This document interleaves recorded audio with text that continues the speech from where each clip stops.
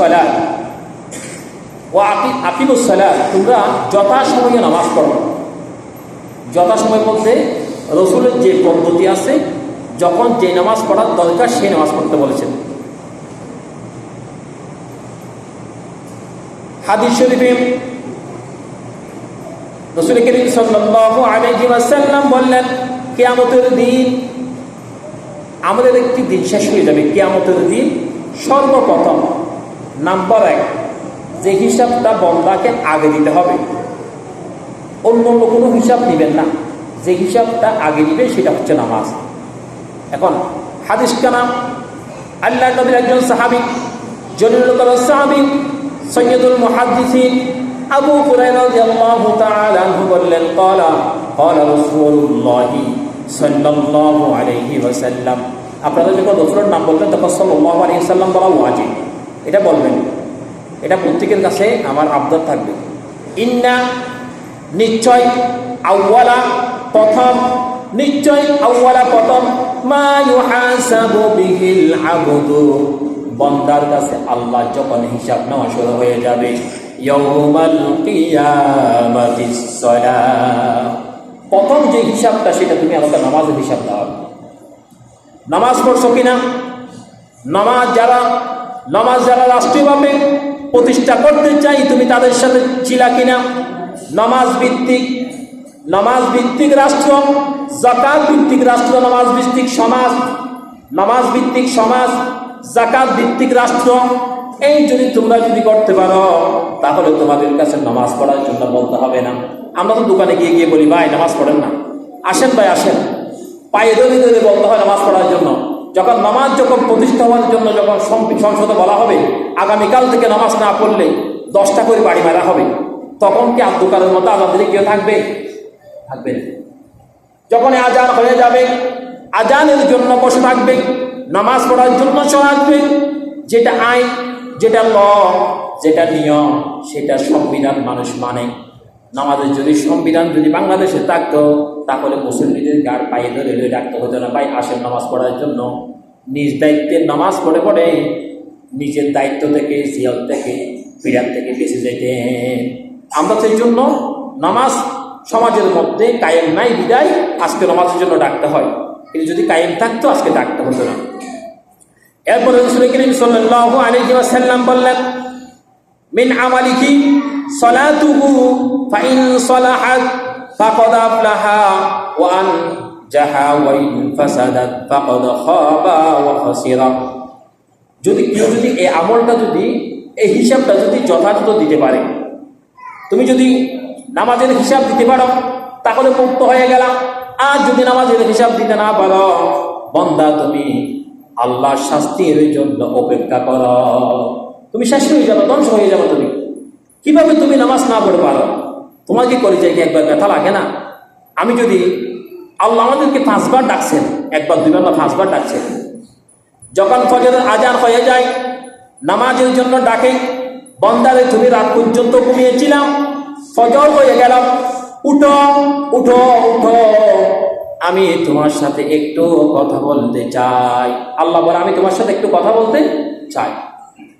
আবার যখন দুপুর হয়ে যায়, বান্দা আমি তোমার সাথে সকালে কথা বলছি, এই দুপুর পর্যন্ত মাঝখানে অনেক সময় গ্যাপ হয়ে গেছে, আবার তোমার সাথে আমি কথা বলতে চাই, একটু আসো না বান্দা। যখন মূসা আলাইহিস সালাম যখন আমাদের নবীকে বলেছিলেন, ইয়া রাসূলুল্লাহ, এতগুলি আমাকে 2 ওয়াক্ত নামাজ দিয়েছিল, এই 2 ওয়াক্ত নামাজ আমার উম্মত পড়ে নাই, আপনার উম্মত 5 ওয়াক্ত নামাজ পড়বে? আর বিশ্বাস হয় না। আল্লাহ তাআলা শাহিদ থেকে বলে দিলেন, ও হাবিব, আপনি চিন্তা করবেন না, টেনশন করবেন না, আমি আপনার উম্মতকে ঘুম থেকে ডেকে আমি নামাজ পড়িয়ে দিব। সুবহানাল্লাহ। মূসা আলাইহিস সালামকে ডাকতে হতো, কিন্তু আমাদেরকে আল্লাহ ডাক দিচ্ছেন, আল্লাহু আকবার, আল্লাহ বড়। এই তুমি শুনেছ, উঠে যাও, আল্লাহ বড়, তোমার ঘুম ছোট। যদি অফিসে চাকরি করে, অফিসের কাজ চলতেছে, নেতা যদি অফিসার বলে, ওই কর্মচারী তুমি আমার কাজ করে দাও, এইতে এই কথা বলার সুযোগ নাই। কর্মচারীকে বলতে হবে, আমার আল্লাহ ডাক দিয়েছে তোমাকে, আমি তোমার কাজ করে দিতে পারবো না। এটা নামই না। অফিসার আমাকে বললো কাজ করে দাও, আর আমাকে বলতে হবে আল্লাহ আমাকে ডাক দিয়েছে, তোমাকে যিনি সৃষ্টি করেছেন, আমাকে যিনি সৃষ্টি করেছেন সে আল্লাহ ডাক দিয়েছে, তোমার কাজ ফেলে দিলাম, আল্লাহকে সৃষ্টি করার জন্য মসজিদে চলে গেলাম। সুবহানাল্লাহ। এই ঈমান লাগবে। ব্যবসা করতেছি, ব্যবসা করতে করতে করতে করতে একটা কথা মনে পড়ে গেল। আমি যখন বাদন ছিলাম, আমার একটা কলিগ ছিল, সে দোকান করতো। তা আমি বললাম, আপনি যে নামাজ পড়তে যান নাই? বললো যে নামাজে মসজিদে যখন আজান হয় তখন শয়তান কতগুলো চলে আসে এখানে। আমার মনে হয় এগুলো শয়তান, হয়তো এমনি কাস্টমার আসে না, আজান যখন দিয়ে দেয় তখন মনে হচ্ছে শয়তান চলে আসে এখানে। আমি একদিন হয়তো এদেরকে কিছু না দিয়ে পারলাম না, না দিলেই বিরক্ত বোধ করে, আর দিন বললাম যে কিচ্ছু দিব না, দোকান বন্ধ করে দিলাম, আল্লাহ আমাকে ডাক দিয়ে চলে গেলাম, শয়তানের সাথে আমি জিহাদ করলাম। এরকম মুসলি লাগবে, এরকম ঈমান লাগবে। এরকম ঈমান যদি থাকতে পারে তো এরা রাসূলের আসে পারলে আল্লাহর বান্দা, এই ঈমান থাকতে পারলো তো আমার মুক্তি, এই ঈমান থাকতে পারলো তো আমার নাজাত। এই কিছু না থাকার পরে যদি আমি নাজাত উসিলা তালাশ করি, আল্লাহ জান্নাত দিবেন। তবে আমাকে মায়ের ফিড যা আছে, ফিডা খাওয়ার পরে আলোবদ্ধ বানিয়ে একদিনকে একদিন জান্নাতে দিবেন, সেটা কিন্তু নিশ্চিত। হাদিস সত্য, জান্নাতে দিবেন, কিন্তু শাস্তি দেওয়ার পরে দিবেন। কত শাস্তি হবে আল্লাহ তাআলা শাস্তির কথাগুলি বললেন। এখন আমাদেরকে সর্বপ্রথম আল্লাহর জান্নাতে যেতে হলে সর্বপ্রথম আমাদেরকে নামাজের জন্য প্রস্তুতি নিতে হবে। নামাজ যদি না পড়ে আমাদের কোনো মাপ নাই, আমাদের কোনো মুক্তি নেই। নামাজ মাপ নাই কেন? কেউ যদি অসুস্থ হয়ে পড়ে, তাকে অসুস্থ অবস্থায়ও যদি দাঁড়িয়ে নামাজ পড়তে না পারে, বলছে শুয়ে নামাজ পড়ো। শুয়ে নামাজ পড়তে না পারলে দাঁড়াইয়ে যাও, শুয়ে যাও, বসে যাও, যেভাবে নামাজ পড়া উচিত। আল্লাহ 3 রকম কথা বলেছেন। 3 ধরনের মানুষ থাকে দুনিয়ায়। আল্লাযীনা ইয়াযকুরুনাল্লাহ কিয়ামান ওয়া কুউদান ওয়া আলা জুনুবিহিম। হত বান্দা, তুমি দাঁড়ানোর মধ্যে সময় কাটাবা, নতে কাত হয়ে সময় কাটাবা, নইলে তুমি শুয়ে শুয়ে সময় কাটাবা। একটা মানুষের জীবন এই 3 রকম যায়। হতো সেই চেয়ারে বসে থাকে, নয়তোবা শুয়ে থাকে, নয়তোবা হাঁটা চলার মধ্যে দাঁড়িয়ে থাকে। এই 3 রকম ছাড়া একটা মানুষের এই 3 রকমের মধ্যে একটা বনি আদমের জীবনটাকে আল্লাহ প্যাকেট করে দিয়েছেন। সুবহানাল্লাহ। আপনি দেখেন তো, এইভাবে ছাড়া আমরা অন্য কোনোভাবে থাকি না। তা আমি যখন দাঁড়াতে পারবো না, শুয়ে নামাজ পড়বো, বসে নামাজ পড়বো, মাপ নাই।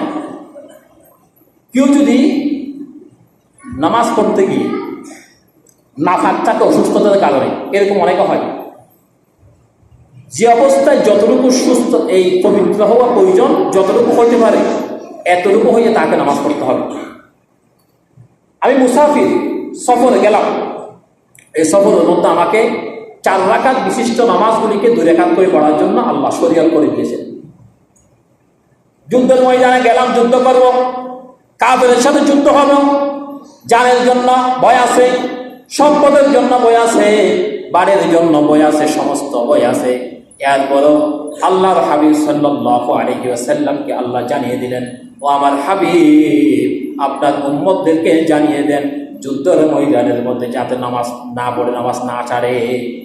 আগে গিয়ে জিজ্ঞেস করছেন আমার নবীজি, এই সাহাবী, তোমরা যুদ্ধ করতে আসলা, নামাজ পড়ছো কিনা? আগে নামাজ পড়ছো কিনা হিসাব দাও। নামাজ ঠিক, তোমার দিন ঠিক, তোমার ইসলাম ঠিক। নামাজ ঠিক নাই, তোমার কিছু